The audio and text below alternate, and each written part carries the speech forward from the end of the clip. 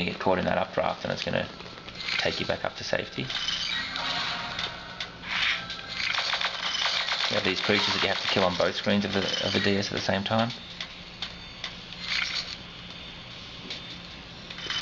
So there's 5 different worlds, and in each world we do something differently with the upper screen. So right now it's using ice and wind, and at other times, you know, we use fire to make sure that you get damaged, so you have to come back to that screen. We use upside down gravity, and we use underwater, which affects your gravity.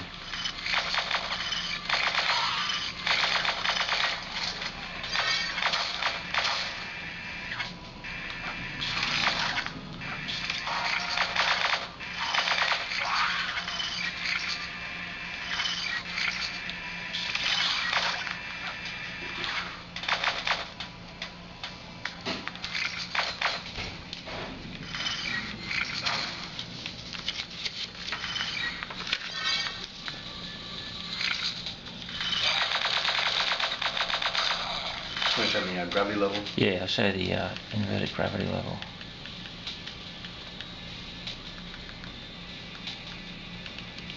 Division's a good one, I think. So every level's kind of got its own unique sort of gameplay element that you got to kind of master by the end of the levels. So this one's completely inverted on the upper screen. So when you switch, gravity changes as well, so you have to take that into consideration when you're switching screen. You need to master this game, Gary. Have people new to the game found it difficult to adapt to that?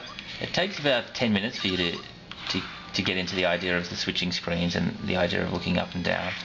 Once you do that and you start getting into it, you find that you want the challenge to keep increasing and increasing, and that's why we've built all the levels so that they can be speed run. So once you master them in the normal mode, you can then try and compete for the best times going through the level.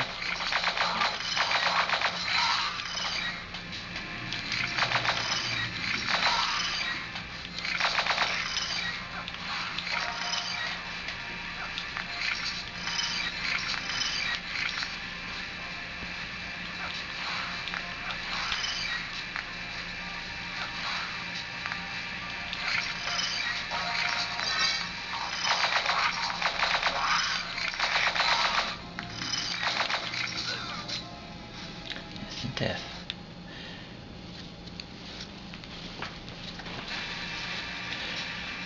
Some of the other levels we've got in there are shoot 'em up style levels, so it's not just platform gameplay. We break it up with these shoot 'em up levels, and again you have to keep switching screens. So you have to keep killing enemies on each screen to make sure you keep the this damage bar down, this fuel bar. So you can't stay too long on one screen. You've got to manage both those bars.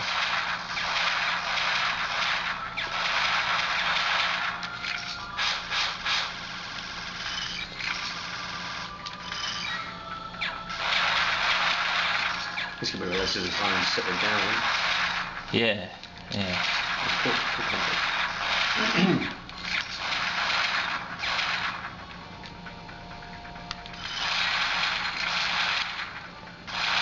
And then there's individual challenges on the level as well, such as going through this section where you have to keep switching, and then we have these kind of chomper things that always confuse me. So you have to keep switching across there as well. Yeah. Then we've got boss fights.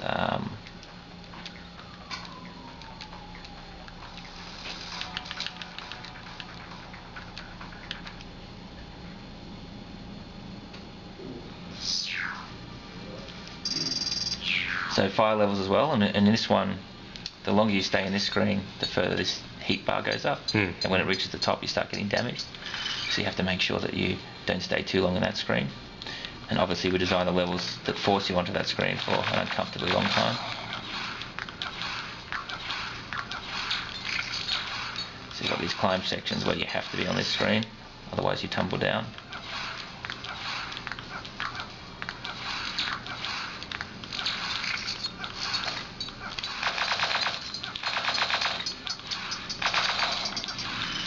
just enough time to get out without getting hit.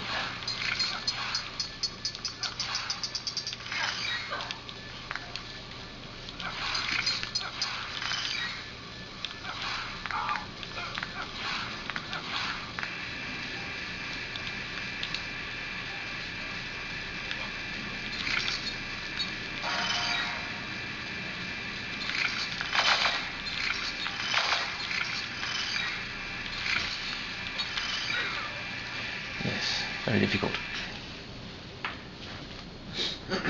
So what else would you like to... Yeah, so well, anyway, the thing, we're publishing this game in Australia, and we're sort of a bit struggling to get distributors worldwide for it. Just, it's not, the game's, a really cool concept, it's a really good game. But I guess, the DS market at the moment is a bit difficult. What about your YouTube video? Yeah. Something interesting. How many hits did you get with your YouTube video? Yeah, so the YouTube video we put up, it was an early version of the game, and it got almost 50,000 hits. So, we thought that was pretty good for an early trailer of a game. And a lot of the comments from the general public and the press sites that embedded it were really positive. Yeah, it was just so a lot of people really, sending us messages saying, "Hey, come on with this game coming out." We're just like, well, we just can't get distributors for it. So we're sort of hoping to, talk to a few people and hopefully get the word out there about the game, and maybe, that'll help us get a distribution deal for it. Do you guys cover a lot of DS? Yeah, we do all the Nintendo platforms and a lot of DS. Yeah. Okay. Yeah. So what were some of the influences? I know like Metroid was named. Yeah, Metroid was definitely an influence, especially in terms of the art style and also the platforming gameplay. I think it's fair to say another influence was Ikaruga. Yeah. Certainly the flying sections. Yeah. Borrow in spirit from that game. But it's also a classic platformer like Mega Man or Castlevania in many ways as well. I think a lot of the levels, anyone who's a fan of Mega Man will definitely see similarities in the spirit of the way we've conducted the levels. And the level design particularly. Anything from Air Fortress? Air Fortress? No, not really. Okay. Do you see similarities with? Well, Air Fortress had some of the shoot 'em up and the platform-ish type stages with the jetpack and stuff. So. Oh, okay. Yeah, I suppose so. I guess we thought of it more coming from initially an Ikaruga point of view, and then classic platformers like Mega Man and Castlevania. Have you played Chronos Twin? I have played Chronos Twin, and so they do the dual screen thing as well. It's a little bit different because in their game, I think you're active on both screens at the same time, so you can get damaged on both screens. So you're looking at both screens all the time. With our game, for example, here, you're standing on that platform and you're totally inactive in the screen, so you're only really looking at one screen at once, and then you're kind of looking ahead to the bottom screen to see where you need to switch to. So as far as difficulty goes, it's a little bit easier than Chronos Twin, but certainly there's some similarities there. So we're thinking about doing, because we really want to get this game out there. It's such a cool game. Yeah.